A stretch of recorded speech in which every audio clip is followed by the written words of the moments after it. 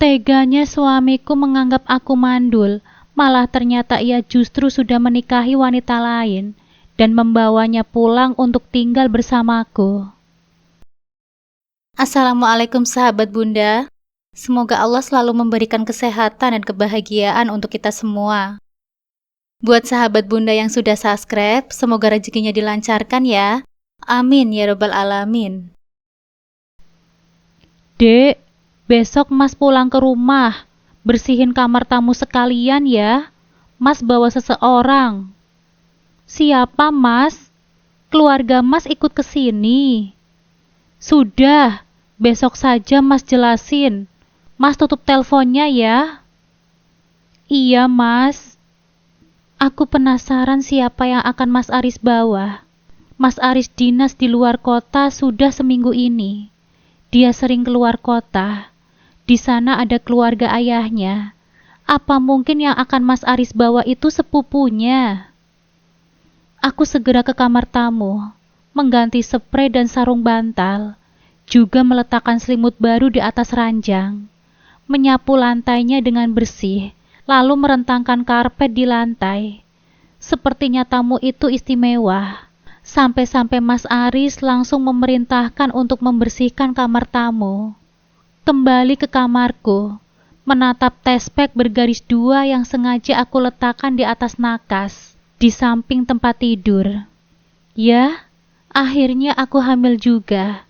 Setelah 7 tahun menanti kehamilan, aku ingin memberikan kejutan itu kepada suamiku nanti. Aku tidak bisa membayangkan kebahagiaan seperti apa yang akan dia tunjukkan nanti. Aku benar-benar tidak sabar menunggu esok hari. Hasil tespek itu lalu aku letakkan di dalam sebuah kotak, lalu membungkusnya dengan rapi. Aku akan memberikan ini nanti kepada suamiku. 7 tahun bukan waktu yang singkat. Selama itu sudah banyak cacian dan makian yang aku terima dari keluarga suamiku karena aku tidak kunjung hamil. Tapi semua luka itu rasanya menguap saat aku tahu aku hamil sudah menginjak 2 bulan. Aku sangat bahagia. Setelah suamiku tahu aku hamil, baru semua keluarga akan aku kasih tahu kejutan ini. Pagi harinya, sengaja aku memasak makanan kesukaan suamiku. Menatanya dengan manis di atas meja makan. Tidak lupa kado kecil itu aku letakkan di samping tempat di mana biasa suamiku duduk saat makan. Hari ini akan menjadi hari bersejarah bagiku dan juga suamiku. Kutatap jam yang tergantung di dinding rumah. Pukul 10 pagi. Sebentar lagi suamiku akan datang. Bunyi ketukan pintu dari arah luar. Aku yang sedang di dapur bergegas membuka pintu. Suamiku pasti sudah pulang. Saat aku membuka pintu, dahiku berkerut saat melihat perempuan cantik berdiri di samping suamiku. Matanya seakan tidak bersahabat menatap wajahku. Siapa dia? Assalamualaikum, Mas. Silahkan masuk. Mas Aris melangkahkan kaki ke dalam rumah. Tapi tangannya menggenggam jemari wanita itu. Hatiku langsung panas melihatnya. Siapa wanita itu, Mas? Dan kenapa kamu menggenggam tangannya seperti itu? Kutatap wajah perempuan itu dengan lekat. Ada hubungan apa mereka? Ayo kita duduk dulu, Dek. Mas Aris membawaku duduk di ruang tamu. Perempuan itu duduk di samping suamiku, sedangkan aku duduk di depan mereka. Dek, kenalin ini Nita. Dia istri kedua Mas. Aku tersentak kaget saat dia mengatakan perempuan itu adalah istri keduanya. Kamu bohong kan, Mas? Gak mungkin dia istri kamu. Kamu jangan bercanda, Mas. Suaraku bergetar mengatakan pernyataan itu. Tidak, Dek. Nita memang istri Mas. Kami sudah menikah 6 bulan yang lalu. Tubuhku langsung gemetar menahan kemarahan. Tidak mungkin semua ini terjadi. Kenapa, Mas? Kenapa kamu menikahi dia? Aku ingin punya keturunan, Dek. 7 tahun menikah denganmu, tapi kamu tidak kunjung hamil. Keluarga Mas mendesak untuk kawin lagi, agar segera mempunyai anak. Jadi Mas pikir aku ini mandul? Bukankah kata dokter aku tidak punya masalah apapun? Masalah anak itu rezeki dari Allah, Mas. Aku tidak sanggup lagi menahan air mataku, mengalir membasahi pipi. Hatiku hancur. Di saat aku lagi hamil, suamiku malah membawakan seorang madu untukku. Mulai sekarang, Nita akan tinggal di rumah ini. Apa kamu bilang, Mas? Tinggal serumah dengan kita? Di rumah ini? Tidak bisa, Mas. Silahkan kamu bawa gundikmu ini keluar sekarang juga. Aku berteriak dengan emosi, menunjuk wajah perempuan itu yang tanpa rasa bersalah sedikit pun. Dia malah memeluk erat lengan suamiku. Aku jijik melihatnya. Sudahlah, Mbak. Kita bisa akur kok walaupun tinggal serumah. Perempuan itu bicara tanpa ku minta. Apa kamu bilang? Akur denganmu? Aku tidak akan pernah menerimamu hadir dalam rumah tanggaku. Kamu itu perempuan murahan yang tega merebut suami orang. Jangan asal bicara, Mbak. Aku bukan wanita murahan ya. Kamu yang tidak berguna. Dasar wanita mandul. Plak. Sebuah tamparan keras aku layangkan pada wajah perempuan itu.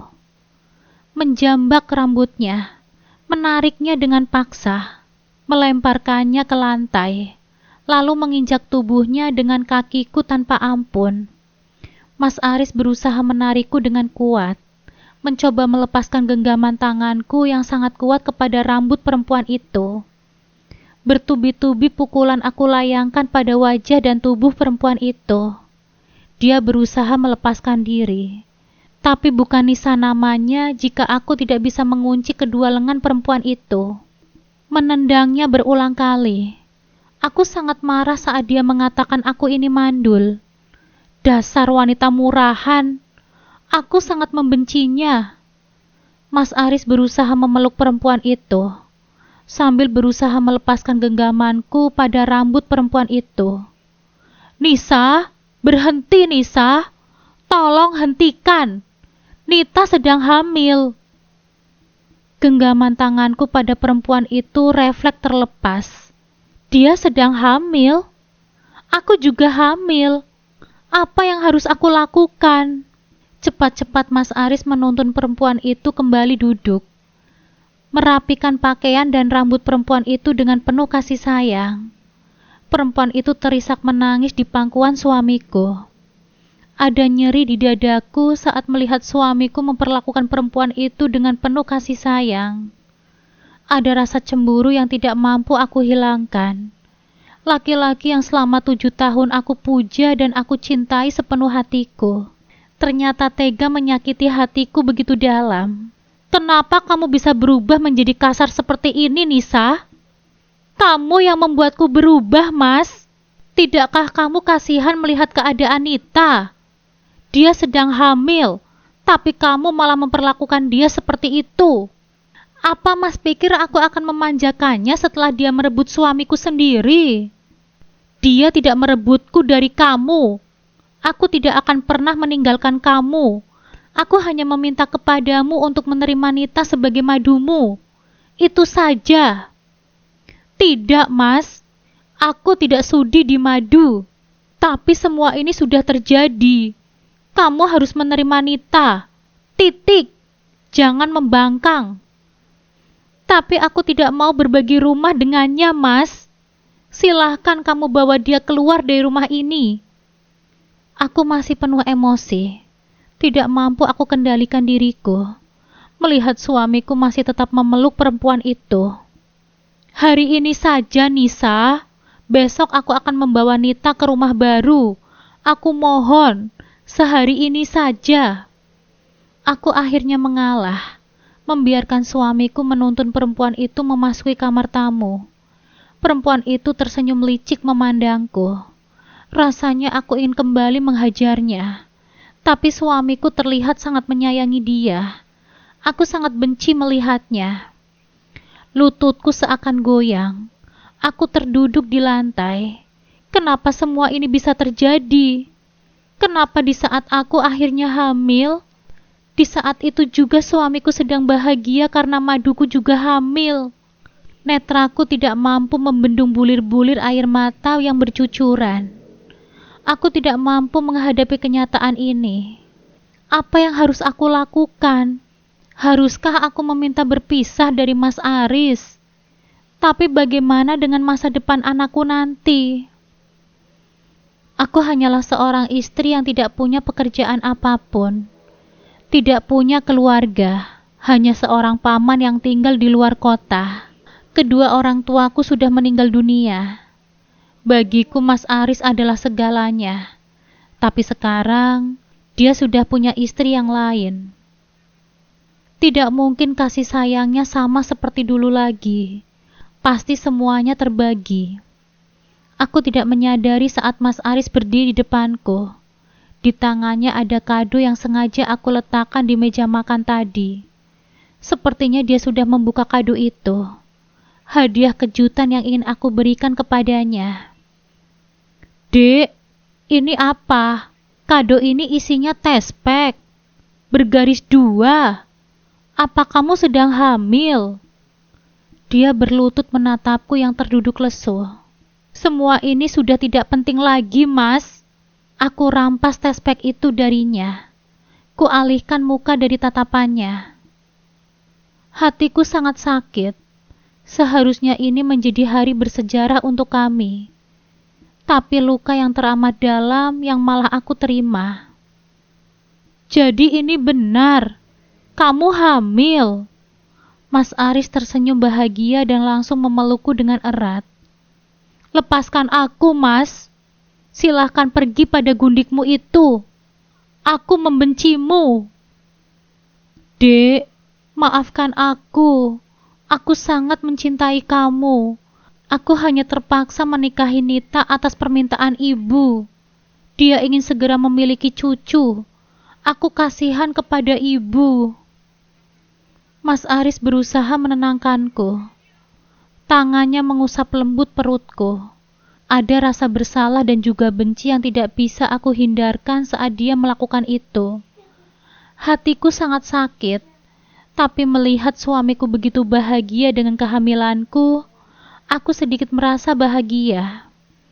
Tapi harus bagaimana lagi? Perempuan itu juga sedang hamil. Bagaimana seharusnya tindakanku? Apakah aku harus merelakan diri di madu? Ayo bangun, Dek. Kamu pasti belum makan. Mas lihat masakan di meja masih utuh. Mari kita makan bersama. Mas akan panggilkan Nita dulu. Mas Aris menuntunku ke meja makan. Terpaksa aku menurutinya. Rasanya aku tidak punya tenaga sedikit pun setelah kejadian tadi. Mas Aris dan perempuan itu keluar dari kamar tamu dan menghampiri meja makan. Mas Aris menarik kursi untuk perempuan itu. Aku melengos melihatnya. Rasanya sakit sekali. Mari kita makan. Mas sudah sangat lapar dari tadi belum makan apapun. Aku menyendokkan nasi untuk suamiku, memilih lauk pauk untuknya, dan mengisi gelasnya dengan air minum. Nita, silahkan mulai makan. Suamiku malah memperhatikan perempuan itu. Ingin rasanya aku mengusirnya, tapi rasa itu aku tahan. Baik, Mas. Dia lalu mengambil sedikit nasi dan lauk pauk. Aku sangat membencinya. Rasanya nafsu makanku telah hilang, tapi perutku sudah sejak tadi kelaparan. Akhirnya aku ikut makan dalam diam. Setelah selesai makan, Mas Aris berbicara. Mas harap kalian berdua akan berdamai setelah ini.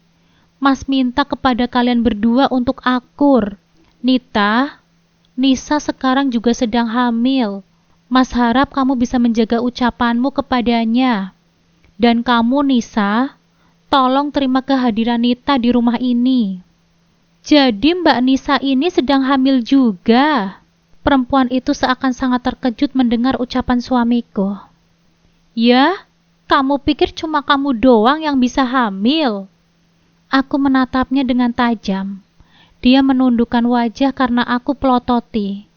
Awas saja kamu, hidupmu tidak akan semudah itu jadi maduku. Aku menyeringai menatapnya.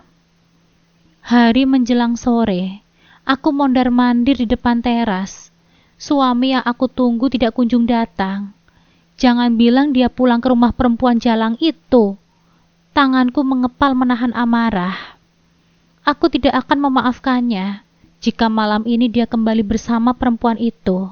Seharusnya dia juga memikirkan aku. Aku kan juga sedang hamil.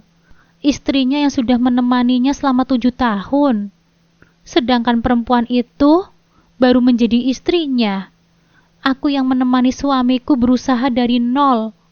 Dari yang tidak punya apa-apa sampai punya jabatan yang sebagus ini sekarang. Rasanya ini tidak adil. Hanya beralasan keturunan dia tega menduakanku. Lalu sekarang mencoba tidak berlaku adil.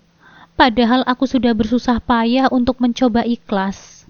Jika malam ini dia tidak pulang juga ke rumah, awas saja kamu, Mas. Aku akan kembali menghajar perempuan jalang itu. Emosiku sudah membuncah. Hari sudah menjelang maghrib, tapi Mas Aris belum juga pulang. Aku tidak tahu harus berbuat apa. Aku belum tahu di mana rumah perempuan jalang itu. Karena harus aku cari mereka, batinku sungguh tersiksa. Azan maghrib berkumandang. Terpaksa aku masuk ke rumah, menuju kamar mandi, berwudu lalu sholat. Pikiranku sedikit lebih tenang seusai menjalankan sembahyang. Aku raih handphoneku di atas meja, mencari nomor suamiku, mencoba menghubunginya. Untung saja masuk. Halo, maaf ya Nisa, Mas sekarang di rumahnya Nita. Tadi habis belanja kebutuhan dapur Nita. Mas sholat maghrib dulu ya di sini. Nanti sehabis makan malam Mas balik ke sana. Coba share lokasinya Mas. Aku mau ke sana sekarang juga. Jangan Nisa, tunggu saja kamu di rumah. Tidak, pokoknya Mas kirimkan lokasinya. Aku akan ke sana sekarang juga. Kamu mau apa ke sini? Aku ingin tahu rumahnya di mana. Itu saja, Mas. Kamu keberatan? Ya sudah, Mas kirimkan lokasinya. Setelah mendapatkan alamatnya, aku segera menyambar kunci mobilku, mengemudikan mobilku dengan tergesa. Aku sangat marah. Aku yakin perempuan itu sengaja meminta macam-macam kepada suamiku agar dia pulang ke rumahnya. Awas saja kamu, aku akan beri dia pelajaran. Ketika sampai di lokasi, aku melihat rumah itu. Rumah yang tidak jauh berbeda dengan rumahku, besar dan juga mewah. Aku segera membunyikan klakson mobil agar dia segera keluar membuka pagar. Aku melihat suamiku keluar rumah, membukakan pintu pagar. Aku langsung memasukkan mobilku ke garasi. Aku keluar mobil dengan wajah memendam amarah. Ayo masuk, Dek. Nita sedang di dapur. Aku mengikuti langkah suamiku memasuki rumah itu. Aku yakin pasti harga rumah ini sangat mahal. Perabotan yang ada di dalamnya juga terlihat mahal. Suamiku sudah mengeluarkan uang yang banyak untuk perempuan jalang itu. Aku sangat membencinya. Ada Mbak Nisa. Silahkan masuk, Mbak. Perempuan itu tersenyum penuh kemenangan kepadaku. Aku yakin sekali pasti dia perempuan licik. Pandai sekali dia bermain api, sehingga suamiku begitu penurut kepadanya. Untuk belanja urusan dapur, aku tidak pernah meminta bantuan kepada suamiku. Lalu kenapa sekarang kamu berani-beraninya memerintah suamiku seperti itu? Dek, maklum sajalah, kan dia masih baru di sini. Dia belum tahu kemana harus pergi berbelanja.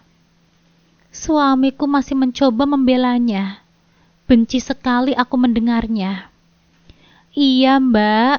Kali ini saja kok. Untuk seterusnya, aku akan belanja sendiri. Kalau kamu merasa bisa pergi sendiri, kenapa tidak dimulai dengan hari ini? Kenapa harus meminta tolong kepada suamiku? Kamu kan tahu dia harus pulang ke rumahku. Tapi gara-gara kamu, dia akhirnya di sini. Dek, cukup ya. Jangan mulai lagi. Diam kamu, Mas. Aku tahu kok tipikal perempuan seperti apa dia itu. Penggoda suami orang dia jago. Masa belanja sendiri dia tidak bisa sih? Mbak, jangan sembarangan ya menuduh. Aku bukan penggoda suami orang. Mas Ari sendiri yang jatuh hati kepadaku karena dia tidak puas kepadamu. Apa kamu bilang? Berani sekali kamu berucap seperti itu. Kamu ini yang murahan. Menjajakan tubuhmu kepada suami orang. Dasar perempuan jalang. Mas Ari sangat marah saat aku memarahi istri mudanya itu. Dia menggenggam erat tanganku lalu menariknya keluar. Cukup ya, Dek. Kamu itu sudah keterlaluan berkata seperti itu kepada Nita. Jadi benar kan ucapanku? Dia itu perempuan jalang yang sudah kamu tiduri sebelum kamu menikah kan, Mas? Apa itu benar? Mas Aris terlihat gusar mendengar kata-kataku. Kalaupun itu benar, itu bukan masalah lagi sekarang. Kami sudah menikah secara sah. Perempuan itu membuka aibnya sendiri. Oh, jadi kamu sengaja mendekati suamiku. Apa yang kamu incar? Harta suamiku. Tidak semudah itu kamu mendapatkannya. Nisa, sekarang kamu pulang. Jangan bikin keributan di sini. Mas Aris mengusirku.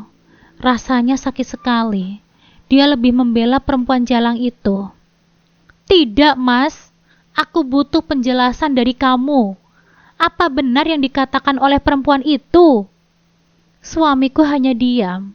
Aku tahu pasti semua yang dikatakan oleh perempuan itu adalah benar. Bukan mertuaku yang memaksa untuk menikahi perempuan itu. Pasti Mas Aris yang tergoda akan rayuan perempuan jalang itu. Hatiku rasanya sakit. Suamiku tega memperlakukanku seperti ini. Padahal aku selalu siap kapanpun dia meminta dilayani. Tapi kenapa dia tega bermain api dalam rumah tangga kami sendiri? Ya tentu saja Mas Aris tergoda sama aku. Secara aku ini kan jauh lebih seksi daripada kamu, Mbak. Darahku mendidih mendengar ucapannya. Kulangkahkan kakiku dengan cepat, menghampiri perempuan itu, menarik tangannya dengan sangat kuat, hingga dia terjatuh tepat di depan suamiku. Suamiku dengan cepat memeluk tubuh perempuan itu. Hatiku tambah sakit melihatnya. Kutarik rambutnya sekuat tenaga, memukuli wajahnya berulang kali. Mas Aris yang berusaha menyelamatkan perempuan itu dari amukanku, tidak lepas dari pukulanku. Aku menghajar perempuan itu, sekaligus suamiku yang berupaya untuk melindungi tubuh perempuan itu. Berkali-kali aku cakar bagian tubuh perempuan itu yang bisa aku pegang. Mas Aris benar-benar kubuat kewalahan. Cukup, Nisa, cukup. Kamu jangan bertindak seperti ini. Ingat ya, kamu sedang hamil. Nita juga sedang hamil. Tolong berhenti. Aku tersadar. Sekarang aku sedang hamil. Aku takut terjadi apa-apa nantinya dengan kandunganku. Aku terdiam. Di tanganku ada rambut perempuan itu yang rontok karena aku jambak. Nafasku naik turun. Aku sangat benci kepada pengkhianatan suamiku dan juga perempuan itu. Aku tahu pasti dia berniat untuk menguasai harta suamiku hingga mau dijadikan istri kedua. Perempuan itu menangis terisak. Bajunya robek. Ada bekas cakaranku di tubuhnya. Pasti itu terasa sakit, tapi semua itu tidak sebanding dengan kesakitan yang aku rasakan. Suamiku memapah perempuan itu memasuki rumah. Aku terdiam terpaku menatap kepergian mereka. Aku belum bisa mengatur emosiku. Nafasku masih naik turun. Rasanya aku ingin berlari sejauh mungkin, meninggalkan deritaku di sini. Tapi aku tidak punya kekuatan untuk melakukan itu. Nisa, ayo masuk. Mas Aris memaksaku untuk memasuki rumah perempuan itu. Aku enggan memasukinya. Aku ingin segera pulang, tapi suamiku menghampiriku, lalu menarik paksa tanganku. Duduk, Nisa. Mas Aris memaksaku untuk duduk berhadapan dengan perempuan itu. Dia masih menangis, merapikan rambutnya yang berantakan. Ini untuk terakhir kalinya Mas biarkan kamu menghajar Nita. Kalau nanti kamu ulangi lagi, Mas akan bersikap tegas kepadamu. Apa Mas mengancamku demi perempuan jalang itu? Jangan panggil dia seperti itu. Dia punya nama, Nisa. Mas sudah muak menghadapi sikap arogan kamu. Ini peringatan terakhir untukmu. Dia yang arogan, Mas. Dia yang licik merayu kamu. Dan kamu juga sama saja dengannya. Tidak punya iman. Tergoda karena tubuh perempuan itu. Sudah cukup, Nisa. Sekarang kamu pulang. Mas akan pulang nanti setelah Nita diobati. Kamu perempuan jalang. Jangan berpikir bisa seenaknya kepadaku. Kalau nanti kamu masih banyak berulah, aku akan kembali menghajarmu lagi. Kuperingati perempuan itu sebelum aku beranjak pergi. Terlihat mukanya sangat pucat. Aku tahu dia takut ancamanku. Matanya takut-takut memandangku. Dan kamu, Mas, aku tunggu kamu di rumah. Awas saja jika kamu tidak pulang. Aku akan kembali ke sini menghajar perempuan yang tidak tahu malu itu. Sudah, pergi kamu. Pulang, Nisa. Aku melangkahkan kaki keluar rumah, memasuki mobilku, lalu mengendarainya dengan santai. Aku sedikit puas telah menghajar perempuan itu. Walaupun aku sakit hati karena ternyata bukan hanya karena paksaan mertuaku saja dia menikahi perempuan lain, tapi karena dia tergoda akan rayuannya. Aku mulai berpikir, sepertinya perempuan itu punya niat jahat memasuki rumah tangga kami. Aku yakin hartalah incarannya. Suamiku yang punya pekerjaan bagus, dengan gaji pokok melebihi 20 juta per bulan, ditambah lembur dan bonusnya. Pasti banyak yang mengincarnya. Aku harus berhati-hati. Aku tidak boleh membiarkan perempuan itu mendapatkan kemauannya.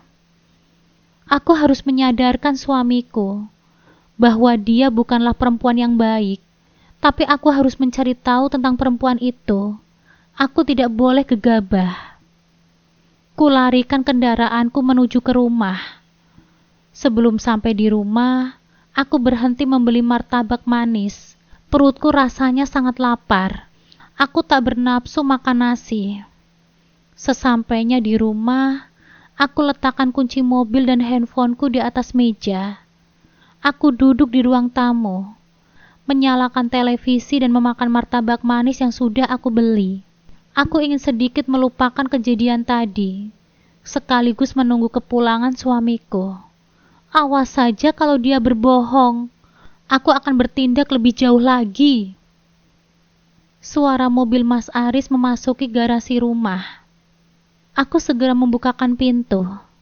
Akhirnya dia pulang juga. Mas Aris memasuki rumah, tapi wajahnya seperti memendam kemarahan. Aku tahu, mungkin dia marah setelah kejadian tadi. Mas marah sama aku? Iya, Mas sangat marah sama kamu, Nisa. Seharusnya aku yang marah, Mas. Kamu bilang ibu yang memaksa kamu untuk menikahi perempuan itu. Tapi nyatanya apa? Semua itu karena kamu tergoda akan rayuannya, kan? Ya, Memang aku tergoda akan rayuannya, tapi ibu juga merestui pernikahan kami, karena dia ingin secepatnya punya cucu. Sekarang aku sudah hamil, Mas. Aku bisa memberikan cucu untuk ibumu dan anak untukmu. Aku mau kamu tinggalkan dia. Tidak semudah itu, Nisa. Dia sekarang sedang hamil. Di perutnya ada calon anakku juga. Lalu Mas mau beristri dua selamanya? Ya mau bagaimana lagi? Semua ini sudah terlanjur. Tapi aku tidak sudi hidup seperti ini, Mas. Mas tolong mengertilah, Nisa. Mas akan mencoba berlaku adil kepada kalian berdua. Mendengar kata-kata adil, aku menyeringai geli. Adil apanya, Mas? Apa dengan begini kamu pikir adil? Seharusnya kamu pulang kerja itu langsung ke sini. Nyatanya apa? Hanya untuk kali ini saja. Semua ini Mas lakukan karena dia masih baru di sini. Baik, sekarang tentukan hari untuk kami berdua. Kapan kamu denganku dan kapan kamu dengannya? Mas akan di rumah Nita, Senin sampai Rabu, sedangkan denganmu, Kamis sampai Minggu. Apa kamu puas? Mendengar pembagian harinya aku tersenyum puas.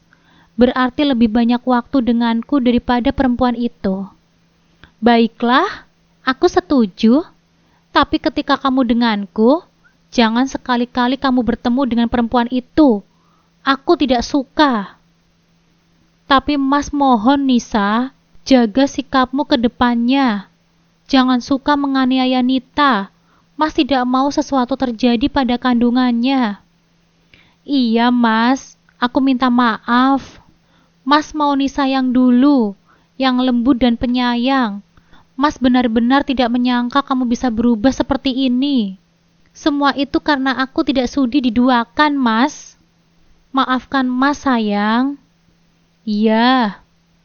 Dia memelukku dengan erat, mencium keningku, menatap mataku yang jelas sekali ada kilatan kecemburuan kepadanya. Aku tidak bisa menyembunyikan perasaan itu. Mas akan selalu menomorsatukan kamu. Aku tidak menolak saat Mas Aris menggendongku ke kamar, meminta haknya sebagai suamiku. Hasrat yang juga bergelora di dadaku tumpah ruah mengikuti irama kepuasan yang disuguhkan. Aku mencintainya, walaupun apapun telah dia lakukan kepadaku. Tapi rasa itu tidak bisa aku tepis. Aku mengaguminya semenjak dulu, saat pertama kali dia membawaku ke rumahnya. Saat dia menjadikan aku ratu di rumahnya, walaupun sekarang bukan hanya aku di hatinya. Paginya aku terbangun, lalu mandi dan sholat subuh, membangunkan dia yang masih terlelap. Mas, bangun Mas, sholat subuh dulu, nanti keburu siang. Dia menggeliat bangun, mengucek-ngucek kedua matanya. Setelah itu aku keluar, menuju ke dapur, membuatkan sarapan untuknya. Setelah sarapan aku hidangkan di atas meja makan, aku menuju ke kamar. Dia sedang bersiap untuk ke kantor. Baju-bajunya sudah aku setrika sejak kemarin. Jadi dia tinggal memilih apa yang mau dia pakai. Mas, sarapannya sudah siap. Ayo kita sarapan dulu. Tunggu sebentar sayang. Mas pakai kaos kaki dulu. Iya, Mas. Aku beranjak kembali ke ruang makan, duduk di sana menunggu suamiku. Dek, bikin sarapan apa? Nasi goreng, Mas. Ayo duduk. Mas Aris pun duduk dan menikmati sarapannya. Nanti siang Mas jemput kamu di rumah ya. Mas mau ngajak kamu ke dokter, periksa kandungan. Siang ini, Mas. Bukannya Mas kerja. Mas nanti izin sebentar. Mas sudah bikin janji sama dokter. Jadi nanti tidak akan lama. Kamu siap-siap ya. Setelah Mas datang kita langsung berangkat. Baik, Mas. Kalau begitu Mas pergi kerja dulu ya. Hati-hati kamu di rumah. Kamu segera sarapan. Jangan ditunda-tunda. Dia mencium kening dan kedua pipiku. Aku menyalaminya dan mencium tangannya. Setelah itu dia pergi bekerja. Setelah sarapan, aku kembali ke kamar. Pergi ke dokter nanti siang. Masih banyak waktu. Aku berpikir tentang perempuan itu. Sepertinya aku harus siap di madu untuk selamanya. Kepalaku terasa pusing, membayangkan hidup seperti ini. Apakah aku sanggup atau tidak? Aku beranjak ke lemari. Sepertinya mulai sekarang aku harus menyelamatkan harta benda milikku. Apa yang aku punya sekarang tidak boleh jatuh ke tangan perempuan itu. Untuk seterusnya aku akan meminta Mas Aris berlaku adil kepadaku. Bukan hanya masalah waktu, tapi juga materi. Dia harus adil. Aku mencari sertifikat rumah, BPKB mobilku dan juga mobil suamiku, deposito, tabunganku serta perhiasan yang aku miliki. Semua atas namaku, baik sertifikat, mobil ataupun deposito dan tabungan. Jadi Mas Aris tidak akan bisa berbuat macam-macam. Yang tidak aku pegang cuma kartu tabungan suamiku. Ya, dia punya tabungan sendiri. Tabungan itu berasal dari uang lembur dan bonus yang selama ini dia dapatkan. Aku tidak masalah sedikit pun. Selama ini dengan uang itu mungkin dia membiayai hidup perempuan itu. Tapi mulai sekarang aku akan meminta itu dibagi denganku.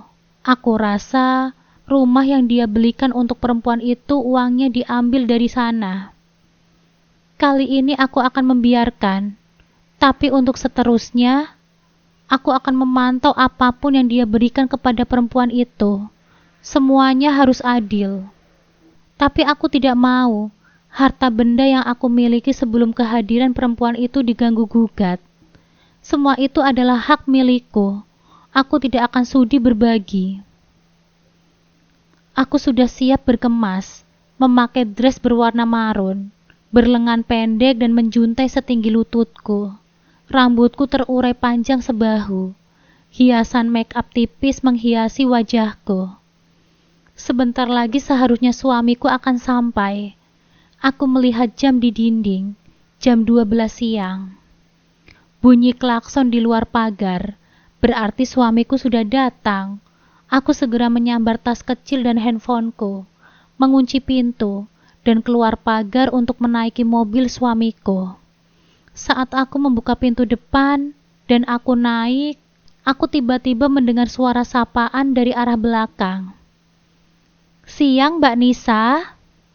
Sontak aku menoleh ke belakang. Betapa terkejutnya aku saat melihat perempuan itu duduk dengan manis di bangku belakang. "Apa-apaan ini, Mas? Kenapa kamu mengajak dia?" Emosiku seakan naik ke ubun-ubun melihat perempuan itu. "Sekalian saja, Dek. Kalian kan sama-sama sedang hamil. Jadi periksanya sekalian saja. Mas tidak perlu repot-repot kedua kalinya ke dokter untuk menemani kalian." "Tapi Mas, mau ditaruh di mana mukaku nanti? Jalan beriringan dengan perempuan itu." "Sudahlah Mbak, gak baik membantah perkataan suami. Lagian apa salahnya sih kita berbarengan periksa kandungan? Kan kita sama-sama istrinya Mas Aris." "Ya jelas sajalah berbeda. Aku ini istri sahnya Mas Aris secara hukum dan agama. Sedangkan kamu cuma istri siri yang tidak terlalu penting." "Sudah Nisa, Mas gak mau mendengar kalian bertengkar lagi. Ingat peringatan Mas." "Aku benci sama kamu, Mas." Aku menutup pintu mobil dengan sangat keras, duduk menghadap ke depan. Rasanya netraku memanas. Aku tidak sanggup lagi menahan tangis. Aku benci perlakuan suamiku. Seharusnya dia hanya menemaniku saja sekarang. Untuk pertama kali dia menemaniku periksa kandungan, tapi malah mengajak perempuan menyebalkan itu. Rasanya aku tidak kuat menahan emosi. Tapi aku sedikit takut akan ancaman Mas Aris. Aku takut dia bertindak nekat karena aku selalu bertengkar dengan perempuan itu. Akhirnya aku hanya diam saja sepanjang jalan. Sesekali aku melihat ke belakang melalui kaca spion. Perempuan itu duduk dengan manis tanpa rasa bersalah sedikit pun. Aku benci melihatnya. Saat mobil Mas Aris berhenti di klinik kandungan, aku turun dengan enggan. Rasanya malu sekali diperlakukan seperti ini. Karena Mas Aris sudah membuat janji, jadi kami tidak terlalu lama menunggu. Suster memanggil nama suamiku. Kami sontak berdiri, masuk ke ruangan pemeriksaan. Bertiga, berjalan beriringan. Aku tidak tahu apa yang dipikirkan oleh suster, yang menatap aneh kepada kami. Baik Pak Aris, kita periksa dulu ya. Yang mana yang akan saya periksa? Keduanya dokter, mereka ini istriku, dan keduanya sama-sama sedang hamil. Wah, beruntung sekali Pak Aris, punya istri dua, dua-duanya sedang hamil pula. Dokter tersenyum menatap aku dan perempuan itu. Rasanya malu sekali. Suster yang tadi memanggil nama suamiku terlihat mengulum senyum. Mereka pasti menertawakan kami. Ah, ingin rasanya aku keluar berlari untuk menyembunyikan mukaku. Tapi perempuan itu masih bisa tersenyum bahagia. Dasar tidak punya malu. Baik, siapa yang duluan saya periksa? Nisa, kamu duluan yang diperiksa. Aku berdiri di tempat dudukku.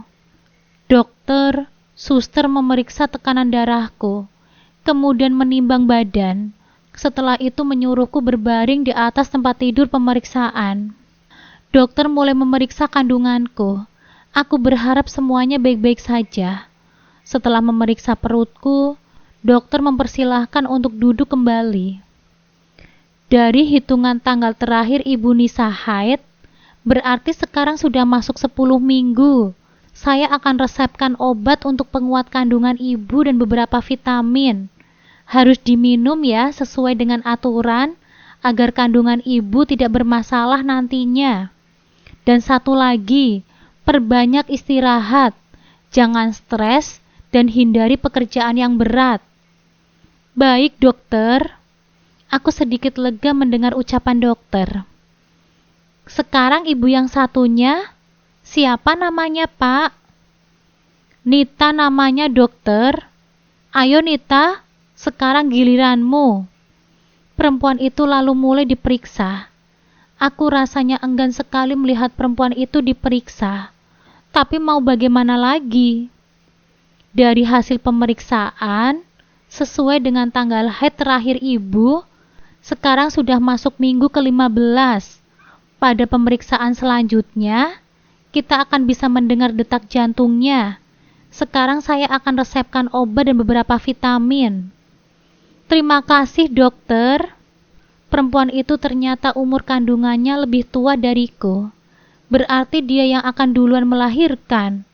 Kesal sekali membayangkan anak pertama Mas Aris berasal dari perempuan itu. Setelah pemeriksaan selesai, kami segera menaiki mobil. Sebelum pulang kita makan siang dulu ya. Mas harus masuk kantor lagi, jadi nggak akan sempat buat makan nantinya. Baik Mas, aku juga sudah lapar. Perempuan itu menjawab dengan suara yang dibuat semanja mungkin. Dasar perempuan pencari perhatian. Kami makan di sebuah restoran, menuju ke arah rumahku. Nanti antar aku duluan ya Mas. Aku meminta itu karena muak melihat tampang perempuan itu. Baik sayang, kamu yang akan Mas antar duluan. Temenin aku ke swalayan sebentar ya Mas. Ada yang ingin aku beli. Perempuan itu malah meminta diantar belanja. Gak sadar apa? Suamiku harus secepatnya balik ke kantor. Gak bisa Nita, Mas harus langsung ke kantor. Takut nanti telat. Syukurin, emang enak ditolak sama Mas Aris. Aku suka melihat tampangnya yang berubah cemberut karena penolakan suamiku. Jadi orang itu jangan suka nyusahin. Kalau perlu sesuatu ya cari sendiri. Aku menatapnya sambil mengejek. emang enak. Mbak, kenapa sih selalu saja mencari gara-gara? Wajar dong aku meminta ditemenin suamiku sendiri. Tapi kamu nggak tahu waktu. Sudah jelas Mas Aris mau ke kantor, malah minta ditemenin belanja lagi. Jangan berlagak manja deh. Nggak ada yang manjain kamu di sini. Mas, Mbak Nisa selalu saja ngomong kasar sama aku. Aku nggak suka ya, Mas. Dia malah ngadu sama Mas Aris. Kamu juga salah, nggak tahu tempat. Ya sudah, kamu saja Nisa yang temenin Nita belanja. Aku, Mas. Males banget. Mendingan aku di rumah daripada pergi sama perempuan itu. Tentu saja aku menolak permintaan Mas Aris. Siapa juga yang sudi lama-lama berdekatan dengan perempuan jahat itu? Mas Aris langsung mengantarkanku ke rumah. Setelah itu dia pergi ke rumah Nita. Aku segera masuk, membawa obat yang dokter resepkan tadi. Aku sangat capek ingin beristirahat. Sekarang hari Sabtu, Mas Aris libur kerja. Seharian ini dia ada di rumah menemaniku. Dan besok juga. Rasanya senang sekali akhirnya bisa berduaan dengan suamiku. Tapi lagi asik ngobrol, kami dikejutkan dengan deringan handphone Mas Aris. Perempuan itu yang menelpon. Pengen sekali rasanya aku mematikan teleponnya. Tapi keburu diangkat oleh Mas Aris. Ada apa, Nita? Terlihat Mas Aris berbicara dengan perempuan itu. Aku tidak tahu apa obrolan mereka. Saat selesai menelpon, Mas Aris bilang sesuatu kepadaku. Dek, Mas ke rumah Nita sebentar ya. Gasnya kosong, dia nggak tahu cari gantinya. Sebentar saja ya, Dek. Masa cuma masalah sepele seperti itu harus Mas sih yang mengerjakan? Biar aku yang kesana, Mas. Dia berlagak bodoh atau sedang mencari perhatian kamu. Sudah tahu sekarang giliran Mas di sini, tapi tetap saja dia mengganggu. Aku sangat membencinya. Ingin sekali rasanya aku kembali menghajarnya. Sudahlah sayang, Mas hanya sebentar saja. Setelah itu Mas akan kesini lagi secepatnya. Tidak bisa ya Mas, aku ikut. Atau kamu tidak boleh ke sana. Baiklah, tapi kamu harus janji ya. Jangan cari masalah dengan Nita. Ingat itu. Baik, baik Mas. Kami memasuki rumah perempuan itu. Dia sudah menunggu. Sudah aku duga. Dia pasti mencari alasan untuk menyuruh suamiku datang.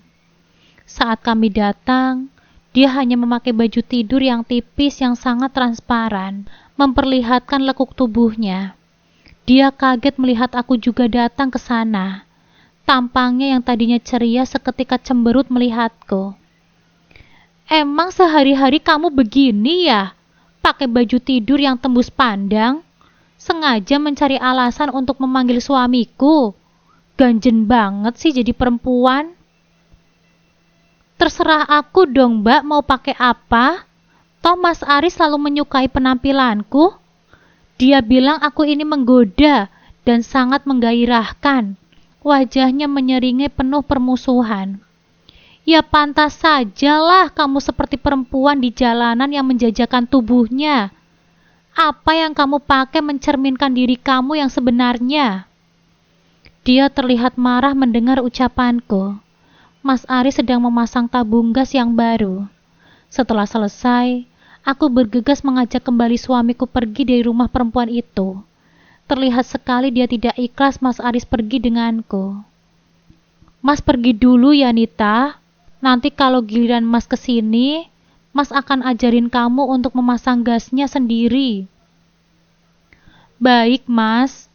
Mukanya jutek sekali saat melihat Mas Aris merangkulku berjalan keluar meninggalkan rumahnya. Awas saja, aku tidak akan mudah menyerah begitu saja.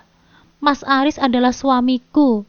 Suatu saat nanti hanya aku sendiri yang akan memilikinya. Sampai di rumah, hari sudah sore. Aku segera mandi dan berganti pakaian yang baru. Aku ingin suamiku betah di rumah ini sehingga melupakan perempuan itu, walaupun itu sangat mustahil. Wah, istri Mas dandan sedikit saja sudah terlihat sangat cantik. Berhenti memujiku, Mas. Kalau aku cantik di matamu, mana mungkin kamu berpaling pada perempuan itu? Bagi Mas, kamu itu yang paling cantik. Alah, gombal. Beneran sayang, kalau saja dia tidak hamil, mungkin sekarang Mas akan meninggalkan dia. Mas bohong ya, tadi dia bilang Mas sering memuji dia. Jangan pikirkan dia, kita ke kamar yuk, Mas kangen nih. Dia malah menggendongku ke kamar. Apalagi kalau bukan meminta jatah. Padahal ini masih sore. Aku hanya pasrah saat dia mulai mencumbuku. Kenikmatan itu tidak bisa aku tolak, karena aku juga menginginkannya. Sampai hari Minggu, dia tetap berlaku sangat mesra kepadaku, memanjakanku. Malam hari terasa sangat singkat. Aku terbuai akan kasih sayang yang dia suguhkan. Sejenak aku lupa. Bukan hanya aku yang dia cumbu seperti itu. Rasanya sakit sekali membayangkan dia juga begitu dengan perempuan lain.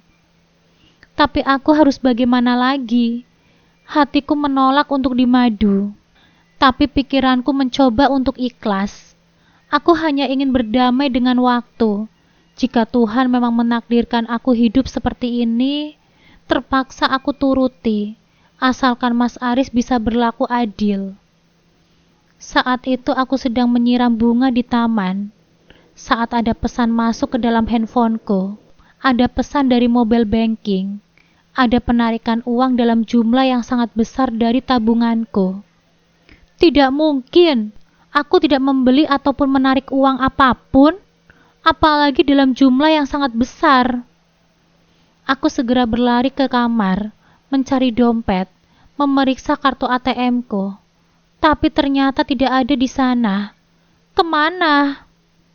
Aku membuka lemari penyimpanan barang-barang berhargaku. Di sana hanya ada buku rekeningnya.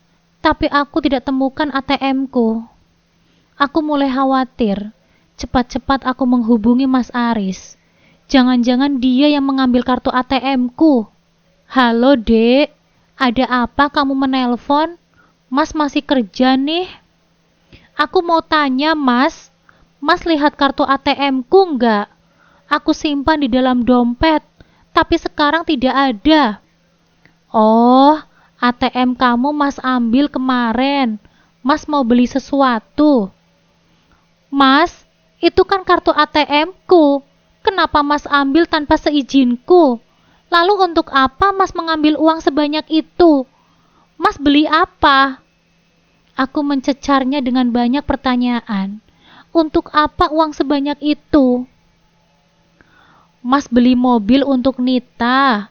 Kasihan dia kemana-mana susah. Apa Mas bilang? Itu uangku, Mas. Tabunganku. Aku menabung uang pemberianmu setiap bulan ke sana. Dan sekarang kamu belikan dia mobil baru. Aku tidak rela, Mas.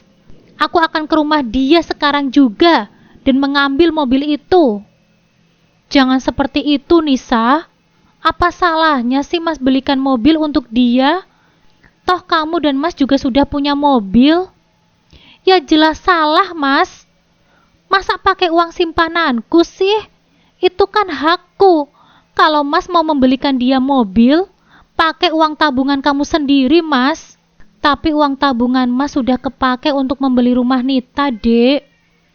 Lalu kenapa harus pakai uangku, Mas? Aku tidak sudi ya. Aku akan ke rumah dia dan mengambil mobil itu dan memberikan pelajaran untuk dia. Dia itu perempuan tidak punya otak. Dia hanya berniat untuk menghabiskan harta kita saja, Mas. Tunggu, Nisa. Jangan kamu ke sana. Mas mohon. Tidak, Mas. Sekarang aku tidak bisa memaafkan perempuan itu. Aku bergegas ke rumah perempuan itu. Netraku sudah memanas. Ingin rasanya aku menangis, tapi aku tahan. Kulajukan kendaraan dengan hati yang penuh dengan kemarahan. Aku tidak bisa terima perlakuan Mas Aris. Dia sudah berani mengambil tabunganku sendiri demi memenuhi keinginan perempuan itu. Padahal aku sudah lama mengumpulkan uang itu. Setiap bulan aku selalu menyisihkan nafkah yang Mas Aris berikan kepadaku. Berharap suatu saat nanti, uang itu bisa aku gunakan untuk hal-hal yang mendesak. Tapi sekarang apa? Dengan mudahnya dia membeli mobil untuk perempuan jalang itu. Aku mengusap kedua pipiku yang basah oleh air mata. Aku tidak ingin perempuan itu tahu aku sedang menangis. Aku sudah tidak tahan lagi. Aku ingin membuat perhitungan dengan perempuan itu. Saat aku sampai di rumah perempuan itu, pagarnya terkunci. Kubunyikan klakson berulang kali agar dia keluar dari rumah. Kuintip ke dalam. Benar saja, ada mobil baru yang terparkir di garasinya. Darahku seketika mendidih melihatnya. Kamu kejam, Mas Aris. Kulihat perempuan itu dengan sombongnya keluar, membukakan pagar rumahnya. Belum sempat aku memasukkan mobil ke garasi, terlihat mobil Mas Aris datang. Dia datang untuk menyelamatkan perempuan itu dari amukanku. Aku sangat membenci melihatnya. Aku parkirkan mobilku di pinggir jalan. Lalu aku keluar dari mobil, menuju perempuan jalang itu. Belum sempat tanganku menarik tangan perempuan itu, Mas Aris sudah duluan menarik perempuan itu ke belakangnya. Aku benci melihatnya, ingin sekali menghajarnya. Perempuan itu tersenyum licik di balik punggung suamiku. Jelas sekali mukanya yang penuh kebanggaan karena dia dibela oleh suamiku. Dek, cukup. Jangan ribut di sini. Ayo kita bicarakan di dalam baik-baik. Tidak baik dilihat sama tetangga di sini.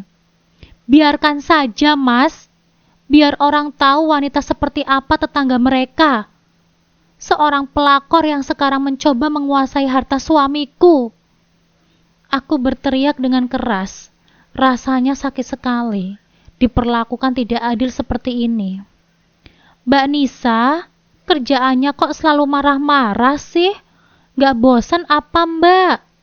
Perempuan itu malah menyalahkan aku. Dia bahkan tidak merasa bersalah sedikit pun. Nita, masuk ke dalam rumah. Nisa, ayo ikut Mas. Ayo kita ke dalam. Mas Aris berusaha menarik tanganku. Para tetangga juga sudah banyak di luar. Karena mendengar teriakanku, mereka mulai berbisik. Akhirnya aku mengikuti langkah suamiku masuk ke dalam rumah. Duduk, Dek. Dan kamu, Nita, menjauh sedikit. Jangan sampai kamu kena amukan Nisa. Perempuan itu lalu mengambil kursi lain, dan dia duduk di belakang suamiku. Dasar pengecut. Aku membenci Mas Aris karena begitu melindungi perempuan itu. Kenapa Mas bisa perlakukan aku seperti ini?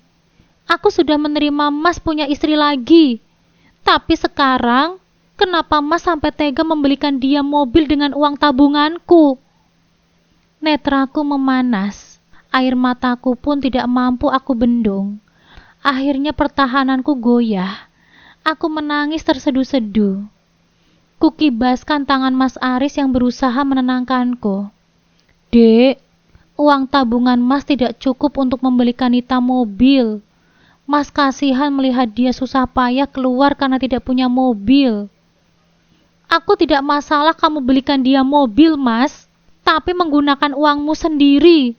Jika kamu tidak punya uang, seharusnya kamu suruh dia menabung dulu, bukannya mencuri tabunganku. Tapi kan uang tabunganmu juga berasal dari Mas, Dek.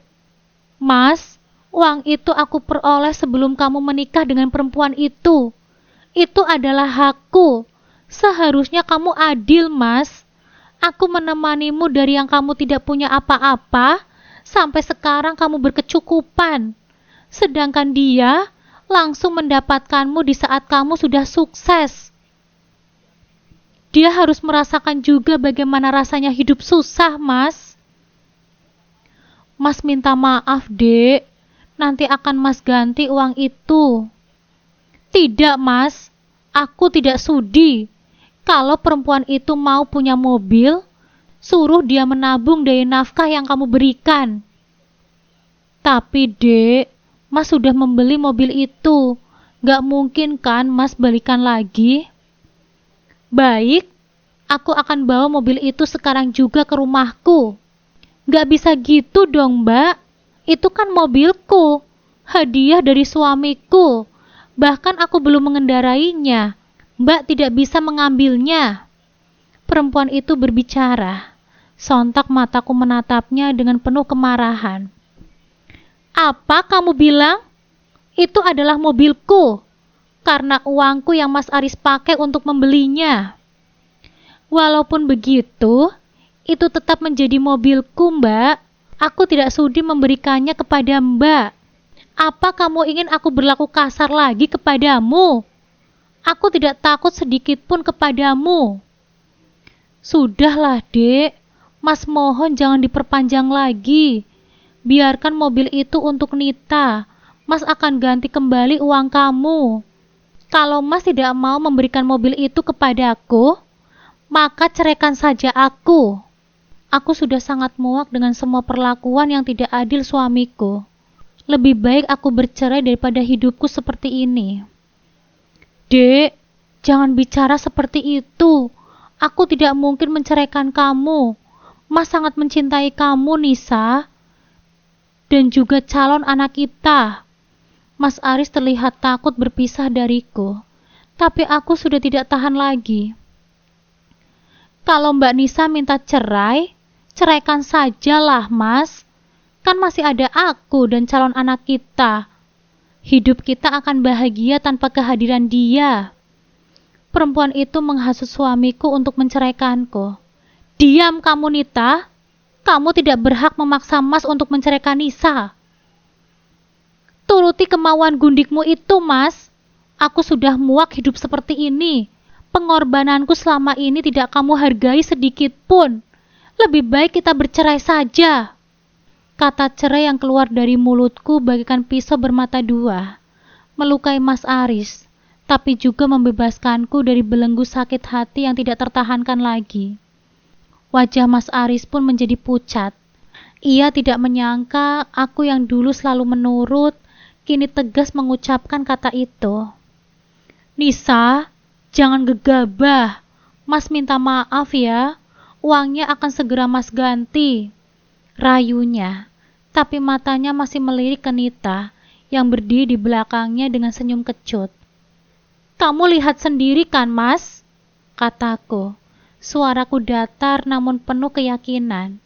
Dia bahkan tidak bisa menyembunyikan senyum kemenangannya saat pernikahan kita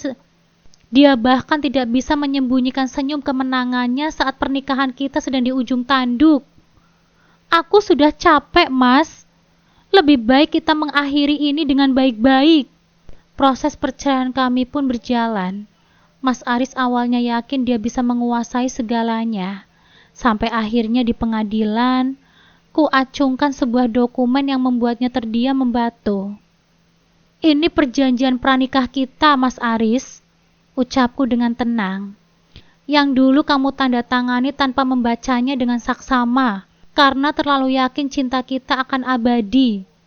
Di sini jelas tertulis bahwa jika perceraian terjadi karena kesalahan suami dalam hal ini, poligami dan penggelapan harta bersama, maka seluruh harta yang aku bawa ke dalam pernikahan dan yang aku kumpulkan selama ini menjadi hak mutlakku. Raut hampa dan ketakutan menghiasi wajah Mas Aris. Dia tidak menyangka langkah bijak yang dulu aku siapkan justru menjadi penyelamatku. Rumah, mobil, tabungan, deposito, semua atas namaku. Dia tidak mendapatkan apapun. Dalam sekejap, Mas Aris yang dulu sukses, kini jatuh miskin. Tidak punya apa-apa selain jabatan yang tidak lagi berarti tanpa uang untuk menopang gaya hidupnya yang sudah tinggi. Dengan berakhirnya pernikahan kami, berakhir pula segala kemewahan yang dinikmati oleh Mas Aris dan Nita. Rumah mewah Nita yang dibelikan oleh Mas Aris harus disita. Mobil barunya pun kembali ke tanganku. Mereka terpaksa mengontrak di rumah sederhana, tanpa harta dan tekanan hidup yang begitu besar. Rumah tangga Mas Aris dan Nita pun tidak bertahan lama. Cinta yang dibangun di atas dasar nafsu dan materi cepat sekali pudar. Mereka sering bertengkar, saling menyalahkan. Nita menyesal telah merebut suamiku yang akhirnya tidak bisa memberikannya kemewahan.